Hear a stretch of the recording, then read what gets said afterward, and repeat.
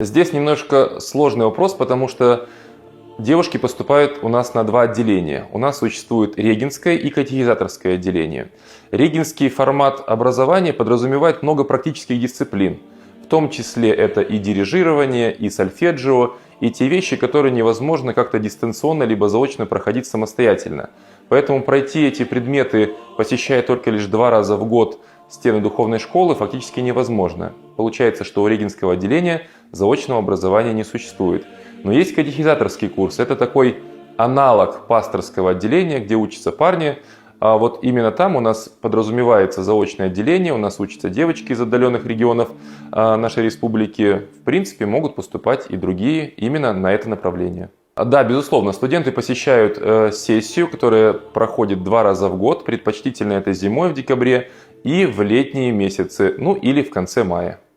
Всем студентам заочного обучения предоставляется не только общежитие, но также еще и полноценное питание на все дни сроков проведения сессии.